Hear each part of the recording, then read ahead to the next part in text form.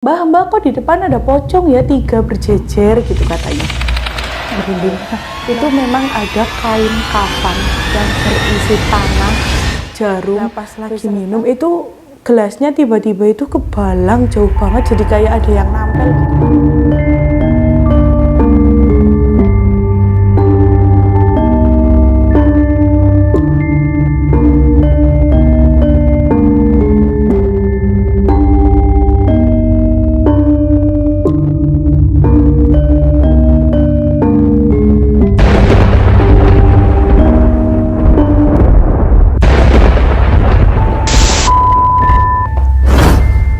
Selamat datang di ruang tengah cerita horor. Nah, kali ini cerita datang dari teman saya sendiri, kisah nyata, cerita mistis yang bertema santet lemah kuburan.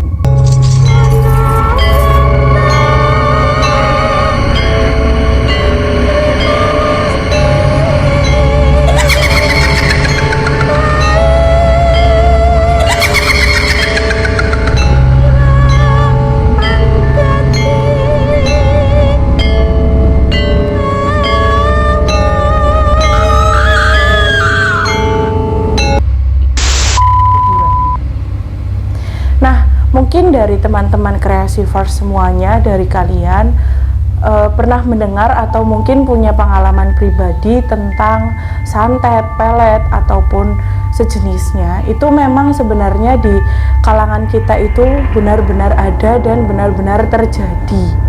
Seperti yang diceritakan temanku ini. Jadi pada saat itu saya sedang main ke rumahnya. Kebetulan rumahnya itu punya toko. Lumayan besar untuk di kalangan desa, itu termasuk toko yang terbesar pada saat itu.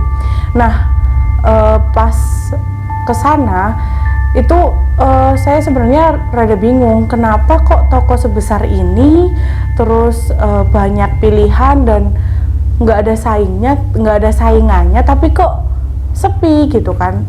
Dan awalnya dari pihak yang punya toko atau dari teman saya itu nggak ada yang mau cerita. Nah, tapi karena lama-kelamaan toko itu ternyata semakin sepi, akhirnya mereka menceritakan hal tersebut itu dengan salah satu orang yang mungkin tahu atau berpengalaman di bidangnya. Nah, dari itu di bidang dalam penjualan ya maksudnya. Nah, pas dari orang itu diceritakan bahwa mungkin strategi penjualannya atau promosinya itu kurang gitu. Nah, akhirnya dari pihak toko itu benar-benar merubah segala strategi, dari jam buka, dari isi toko, dari kebersihan, dari semuanya itu mereka rubah. Berjalannya waktu itu tetap sepi dan sepi, padahal orang lalu lalang itu banyak dan termasuk rame. Terus toko itu tuh toko satu-satunya di sekitar situ gitu loh. Nah, akhirnya dari pemilik toko pun itu, dari ayah ibunya teman saya itu mulai bingung, ini kenapa kok kayak gini. Akhirnya datanglah ke kiai pada saat itu, tapi ternyata yang dia datangin itu kiai yang memang kurang berpengalaman atau mungkin bukan bidangnya di permasalahan seperti ini. Jadi dari mereka itu udah berpikiran, oh mungkin ini ada hal-hal mistis yang nggak baik di sini gitu, karena dari beberapa hari, beberapa minggu, beberapa bulan itu sepi.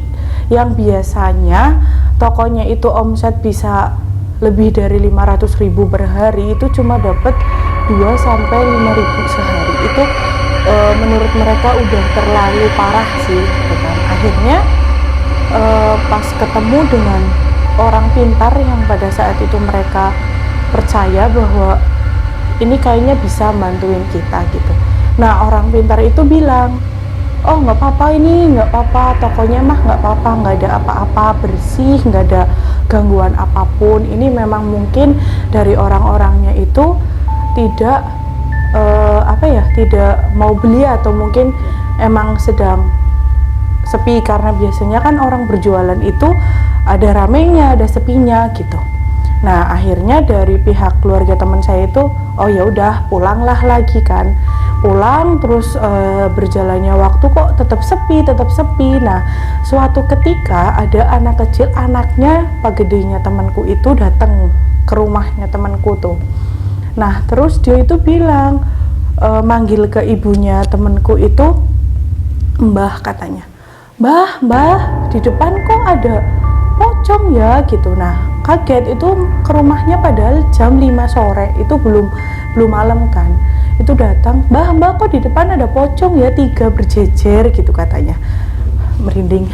Nah, dari pihak keluarganya temanku tuh nggak ada yang percaya karena pikirannya masih kecil, halu, atau mungkin dia karena kebanyakan nonton film horor atau apa gitu. Awalnya nggak pernah dihiraukan. "Enggak kok, nggak ada apa-apa, itu halusinasi kali." Karena pak gedenya temanku aja itu nggak percaya sama anaknya, bilang enggak lah, paling halusinasi gitu. Akhirnya nggak percaya tuh sampai berhari-hari nggak percaya. Tapi terus ada lagi orang lewat, katanya malam-malam jam 8 malam itu orang kayaknya tukang cilok atau tukang siomay gitu, tapi yang nyepeda. Nah, pas lewat niatnya itu mau beli minuman, tapi pas lagi mau nyetandar itu lihatnya tokonya tutup dan berasap gitu loh, berasap. Terus katanya ada yang berdiri tegak, tapi ditanyain itu nggak jawab. Itu ada bapak-bapak berdiri di pojokan tokonya. "Pak, saya mau beli minum," katanya, tapi nggak jawab apapun. Itu padahal masih jam 8 malam dan udah sepi total perjalanan di sekitaran situ. Nah, akhirnya tukang siomay itu pulanglah, nggak menghiraukan apa yang terjadi. Ternyata si tukang siomay itu mengalami pengalaman itu tuh nggak cuma 1 kali, besoknya kayak gitu lagi, dan jamnya itu sama jam segitu. Akhirnya si tukang siomay itu siang-siang lewatnya. Nah, ketemulah ibunya temanku, cerita bahwa, "Nih Bu, nun sewu ti minta maaf, kemarin saya berkali-kali, hampir 3 kali lewat toko neng jenengan malam hari sekitar jam 8, niatnya mau berhenti beli minuman sama rokok, tapi sepi, yang di depan itu cuma ada bapak dan warung itu udah ditutup," katanya. Pas giliran ditanya tapi bapak itu diem gitu kan. Terus akhirnya karena ibunya temanku tuh bingung, "Loh, bapak siapa?" "Suami saya." Akhirnya kan dipanggil, Pak, sebentar," gitu. Keluarkan bapaknya temanku sama temanku. Terus si bapaknya itu bilang, "Kulo mboten nate nutup warung jam 8," katanya. "Saya tidak pernah nutup warung jam 8. Justru toko kita itu, warung kita tutup sekitar jam 10 malam setiap harinya." Nah, semakin bingung kan si tukang siomay ini. Jadi akhirnya mereka, "Loh, kok aneh ya Pak? Ya udah, mungkin saya yang ngantuk mungkin ya, karena sebenarnya udah jam 11 malam tapi saya lihatnya jam 8 gitu." Ini si tukang siomay akhirnya kayak gitu. Nah, pergilah akhirnya itu tukang siomay. Berjalannya waktu itu toko beneran masih sepi, sampai akhirnya keluarganya temanku tuh pergi ke pada saat itu ya memang ahli spiritual, ya mungkin beliau itu orang yang dipercaya juga oleh kebanyakan orang, yang termasuk keluarga temanku itu percaya. Akhirnya dia itu datanglah ke tempat kiai atau sesepuh di sana. Itu tanya, "Pak Yai, kok kenapa ya warung di rumah saya itu udah hampir 3 bulan ini sepi, pendapatannya itu sedikit gitu, dan banyak orang yang berlalu lalang itu menganggapnya bahwa toko kami tutup lah, ada yang melihat sosok-sosok aneh lah gitu." Akhirnya sama pak kiainya itu katanya benar-benar ditelusuri semua, dari banyak hal itu ditelusuri. Nah, ternyata setelah ditelusuri, pak kiai itu melihat, atau mungkin di mata batinnya itu terlihat bahwa ada yang mengirim santet lemah kuburan. Kenapa bapak kiai tersebut itu bilang seperti itu? Ternyata pas pak kiai itu menelusuri, beliau itu melihat di pojokan warung itu memang ada kain kafan yang berisi tanah, jarum, beserta seperti abu-abu bekas rokok gitu, bekas bakaran. mungkin kemenyan atau apa itu di lipatan kain kafan, dan itu beneran nyata. Tadinya memang keluarganya temanku nggak percaya karena ketika mereka bersih-bersih itu tidak pernah menemukan hal seperti itu. Akhirnya Pak Kiai itu datanglah ke rumah temanku. Lah pas datang menelusuri itu memang benar, ternyata di situ itu disebar semacam tanah kuburan di depan tokonya, dan ada di pojokan itu yang kain kafan dibungkus dan di dalamnya itu isi tanah kuburan sama kayak abu kemenyan, kalau nggak salah ada bunganya juga. Nah di situ keluarganya temanku kaget kan, karena mereka itu termasuk orang yang tidak percaya hal seperti itu gitu. Nah akhirnya sama Pak Kiai itu dibersihkan, benar-benar disterilkan kembali gitu. Pas akhirnya disuruh ada pengajian juga di rumahnya temanku gitu. Nah pas di acara pengajian, adiknya temanku itu melihat ada nenek-nenek di dapur. Taunya itu masih saudara atau tamu. Tanyalah ke ibunya, "Ma, itu sih yang di belakang siapa?" Ada nenek-nenek pakai kebaya warna merah di dekat pintu gitu, katanya ngintip ke arah dalam gitu kan. Nah karena apa ya, mereka lagi sibuk pengajian, jadi pikirannya oh mungkin tetangga kali atau apa gitu, nggak pernah dihiraukan, ya udah gitu kan. Tapi pas malamnya ternyata waktu adiknya temanku itu mau ke kamar mandi sekitar jam 10:30 malam, itu kan udah selesai kan acara pengajiannya, itu nenek-nenek masih berdiri di situ dan ngeliatin adiknya temanku tuh sambil senyum. Astagfirullah, merinding. Lah itu tuh karena adiknya itu waktu itu umurnya masih sekitar kelas 4 SD, jadi dia itu ketakutan kan, lari langsung ke ibunya sama bapaknya. Nah pas ibunya sama bapaknya tuh bingung, loh nggak ada apa-apa, mana katanya ada nenek-nenek mana gitu, dikiranya si adiknya temanku itu tidur tapi mimpi gitu, nggak dipercaya juga. Nah sampai suatu ketika pagi-pagi tuh ibunya lagi nyuapin adiknya temanku tuh, nyuapin sarapan pagi kalau nggak salah. Nah dia itu mau minum, lah pas lagi minum itu gelasnya tiba-tiba itu kebalang jauh banget, jadi kayak ada yang nampel gitu loh. Itu bener-bener ibunya itu kaget di situ, karena logikanya kalau anaknya dia itu buang atau nampel gelasnya itu kan nggak mungkin kelihatan kayak ada yang nampel gitu kan, dan itu tuh benar-benar real, katanya kayak ada yang nampel gitu. Nah di situ sebenarnya ibunya temanku tuh udah mulai curiga gitu kan, tapi masih dianggap masih berpikir positif terus, sampai akhirnya malam harinya itu kan bapak ibunya tidur di kamar tengah. Nah temanku tuh tidur sama adiknya di sebelah di kamar belakang, di sebelah kamar bapak ibunya itu. Nah malam hari ceritanya itu adiknya temanku pengen tidurlah sama ibunya, akhirnya kan masuk ke kamar ibunya. Pas masuk ke kamar ibunya, dia itu ngelihat bahwa ada anak kecil yang lagi ngangkat ibunya udah tinggi banget, dan pas tahu adiknya temanku itu masuk, ibunya langsung dijatuhin dan itu anak udah hilang. Di situ adiknya temanku tuh nangis beneran, jerit keras banget katanya. Allah, merinding. Itu tuh bener-bener kayak di luar nalar, tapi katanya temanku dan bapak ibunya itu beneran real, soalnya ibunya itu besoknya sakit hampir 1 minggu setelah kejadian itu. Nah akhirnya keluarganya temanku ini balik lagi lah ke rumahnya Pak Kiai. Pak Kiai alhamdulillah warung udah lumayan per hari, tapi kok malah banyak banget gangguan aneh ya di rumah kita gitu kan, dari yang ada nenek-nenek, ada anak kecil, bahkan kemarin saya sakit 1 minggu. Kata adiknya, kata si ini gitu, anaknya yang perempuan ini, lihat saya diangkat sama mereka gitu, salah satu dari mereka. Nah di situ Pak Kiai udah mulai, wah kalau kayak gini nggak baik, berarti dia udah mulai mengganggu gitu kan. Nah setelah ditelusuri ternyata ini masih kiriman dari orang yang sama. Ternyata ada yang ngirim santet lemah kuburan itu disebar di keliling rumahnya, karena udah tahu bahwa tokonya itu udah rame lagi, jadi dia itu kayak aduh udah ramai lagi nih, berarti aku harus berbuat lagi biar sepi lagi gitu. Karena menurut mereka, menurut yang jahat itu, menyebar di tokonya aja nggak kurang mempan, jadi itu benar-benar dia itu nyebar tanah kuburan itu sekeliling rumahnya gitu loh.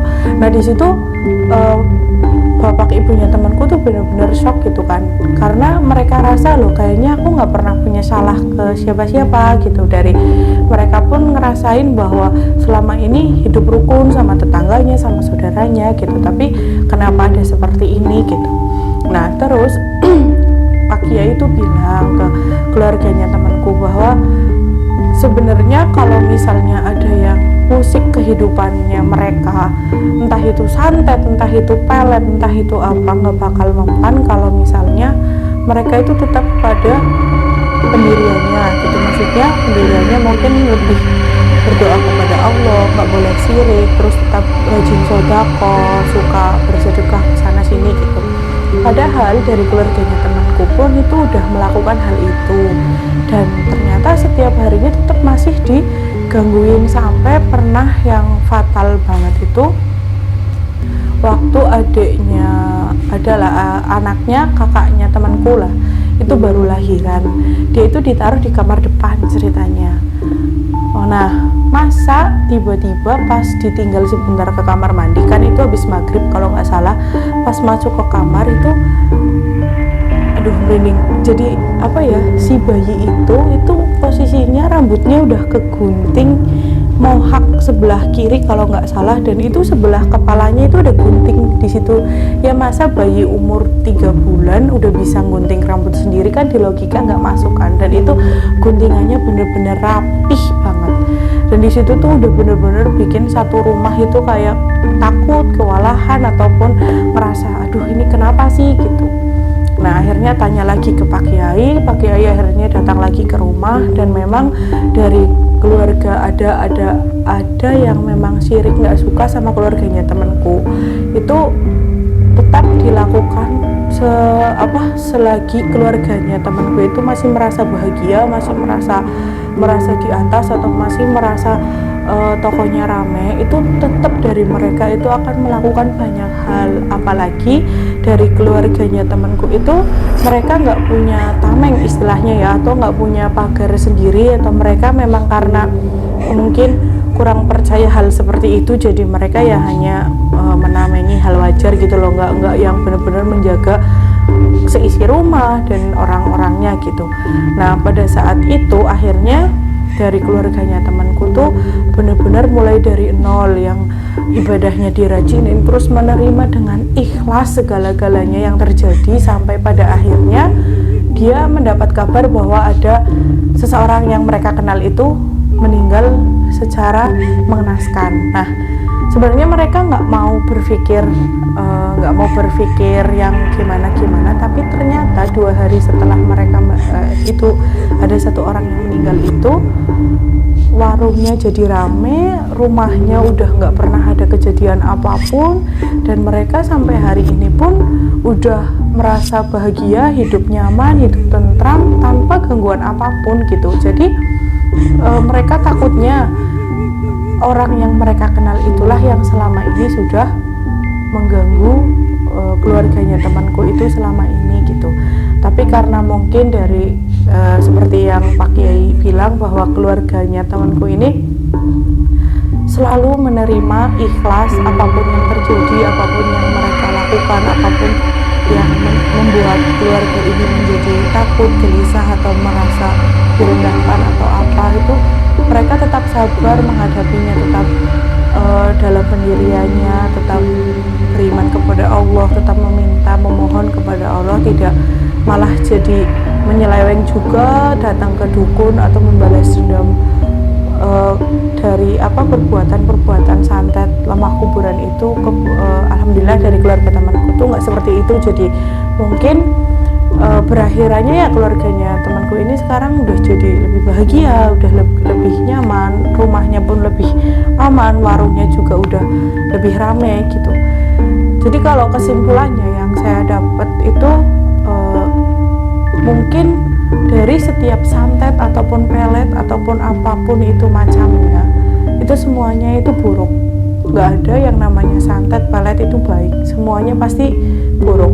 Jadi hal apapun yang dimulai dari niat tidak baik atau buruk pasti akan berakhiran pun buruk gitu. Nggak ada yang ketika kita berpikir aku benci sama mereka dan aku harus melet atau nyantet mereka terus mereka sengsara kita jadi bahagia, itu nggak bakal. Pasti setelahnya Allah akan membalikan semuanya, bahwa kita justru yang bakal jadi manusia terendah, manusia yang paling tersiksa gitu mungkin pada saat itu. Dan makanya kita harus tetap percaya bahwa santet, pelet itu ada, dimanapun itu ada, apapun bentuknya itu ada, tinggal kita yang menghadapinya. Ketika kita menghadapi semuanya itu dengan tulus, ikhlas, tetap beribadah kepada Allah, tetap minta perlindungan kepada Allah, insya Allah mau serangan pelet, santet seperti apapun, kita tetap bakal menghadapi, kuat menghadapinya,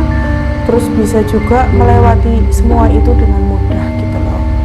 Jadi Kreasifers, dimanapun kalian berada, tetap berhati-hati ketika kita berbuat, kita bertingkah laku, kita bertemu seseorang, kita bersosialisasi dengan banyak orang, itu tetap kita berhati-hati. Karena ketika kita berbuat baik, kita bertujuan baik, tidak semua orang pun menilai bahwa apa yang kita lakukan itu baik. Bahkan kebanyakan dari kita itu berpikir bahwa apa yang kita lakukan justru membuat mereka tersinggung, sakit hati, yang akhirnya mereka berpikiran ingin menyantet kita lah, menjatuhkan kita lah dari dengan hal-hal mistis atau dengan mengirim hal-hal yang kurang baik seperti itu. Nah, cuma yang saya pikirkan, maksudnya yang saya bayangkan atau yang saya alami selama ini, yang saya tahu, yang saya dengar dari cerita banyak orang, kenapa santet lemah kuburan ini selalu berkaitan dengan pocong kebanyakan.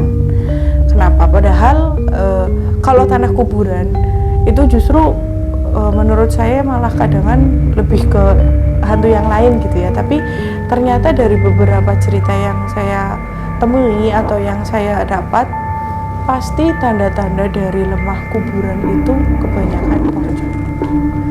Ya itu mungkin yang tahu jawabannya, atau kalian punya cerita lain, cerita-cerita mistis lain yang memang menurut kalian itu harus banget kami ceritakan, bisa kalian DM di Instagram kita atau bisa juga kirim di email kita ya guys. Ditunggu, pasti kita akan pilih satu persatu dan kita akan membacakan ceritanya yang